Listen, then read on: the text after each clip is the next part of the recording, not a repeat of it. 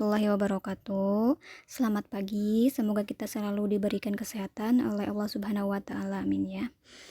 Hari ini kita akan membahas materi alat indera dan kelainan pada sistem koordinasi. Kayak di dalam kita bosan tahu kalau di dalam tubuh manusia ini terdapat bermacam-macam reseptor atau penerima rangsang untuk mengetahui rangsangan-rangsangan dari luar atau disebut juga dengan eksteroseptor ya. Nah, alat indera itu ada beberapa macam ya, ada 5 macam. Ada indera penglihat atau mata, indera pendengar, indera pencium, indera pengecap, indera peraba. Oke. Selanjutnya kita akan bahas indera penglihat dulu ya, atau mata. Mata adalah organ indera yang memiliki reseptor peka cahaya disebut fotoreseptor. Pada retina terdapat kurang lebih 125 juta sel batang atau sel basilus mampu menerima sinar tak berwarna, dan kurang lebih 6,5 juta sel kerucut atau sel konus mampu menerima sinar kuat dan berwarna ya. Jadi pada sel batang atau basilus itu mengandung pigmen rodopsin. Rodopsin ini suatu bentuk senyawa antara vitamin A dan protein tertentu ya. Jadi ini, ketika terkena sinar terang, rodopsin ini akan terurai dan akan membentuk kembali ke dalam keadaan gelap, atau disebut juga dengan adaptasi rodopsin ya. Mungkin kalian pernah melihat ke arah sinar matahari, terus tiba-tiba kalian lihat ke bawah, itu akan merasa gelap ke pandangan kalian ya. Nah, ini juga disebut juga dengan adaptasi rodopsin.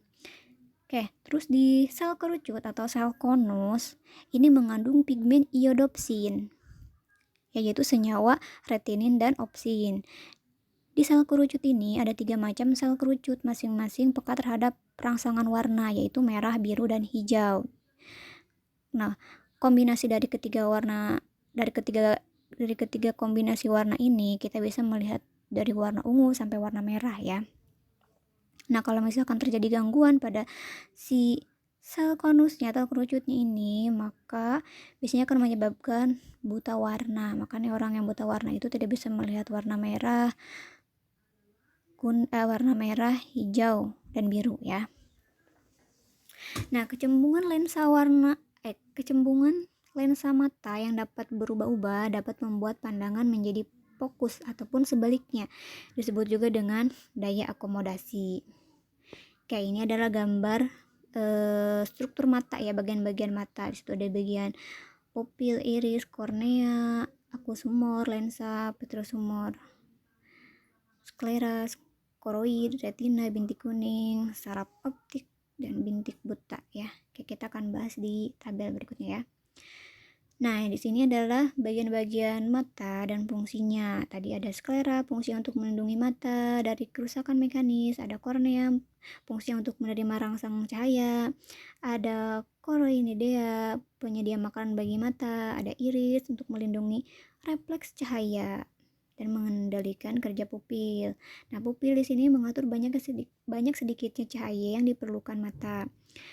Lensa fungsi untuk membiaskan dan memfokuskan cahaya agar bayangan benda jatuh di belakang retina.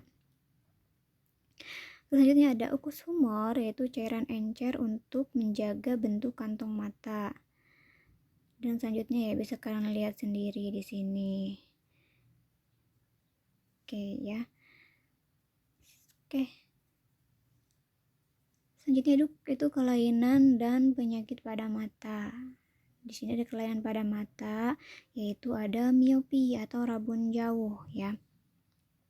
Jadi rabun jauh ini berarti kita tidak bisa melihat benda-benda yang jauh, atau disebut juga dengan mata minus ya. Nah, penyebabnya apa?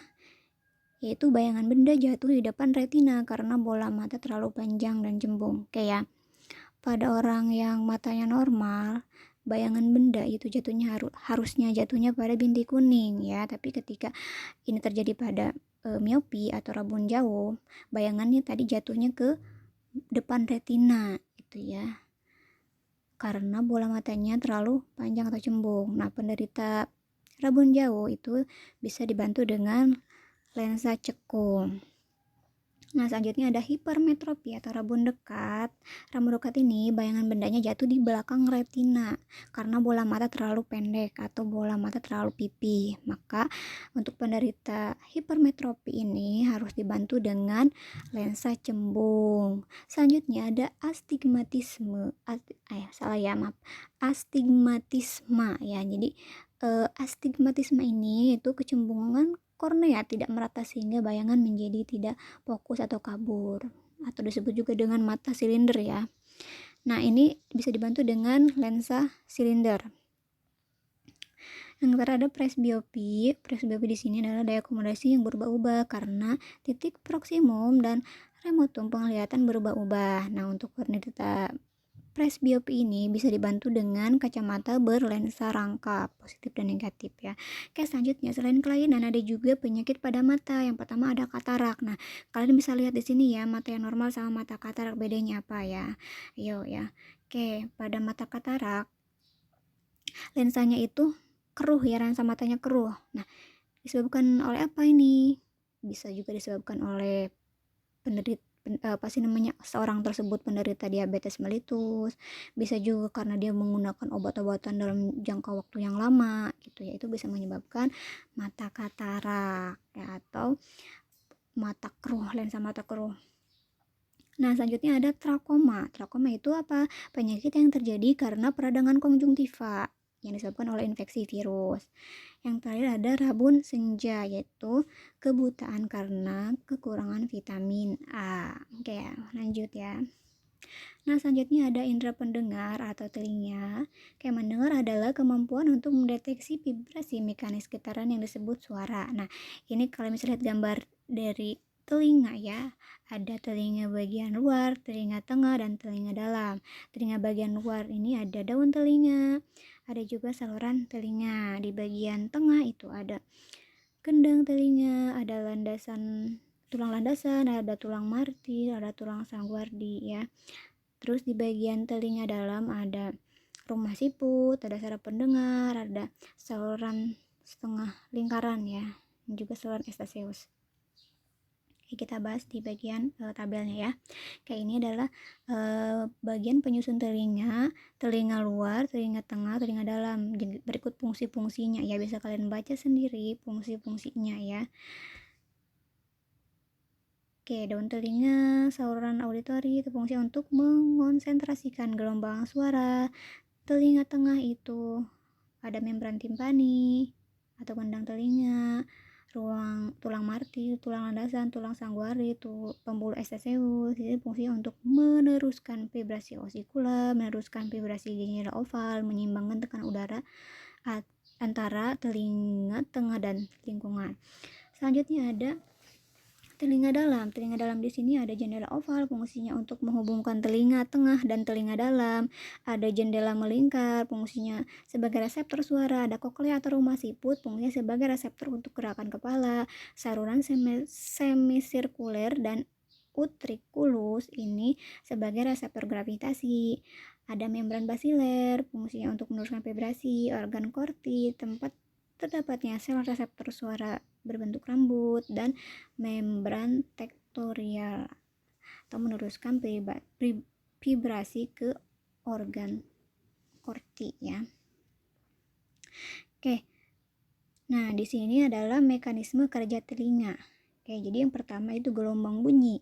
Gelombang bunyi nanti akan diterima oleh daun telinga. Nah, si gelombang bunyi akan masuk ke lubang saluran telinga. Kayak dari saluran telinga, gelombang bunyi yang masuk ke dalam lubang telinga itu akan memukul gendang telinga atau membran timpani sehingga bergetar. Nah, selanjutnya si gelombang suara ini akan masuk ke bagian tengah telinga, yaitu tulang pendengaran ya. Terus selanjutnya di bagian tulang pendengaran akan masuk ke rumah siput.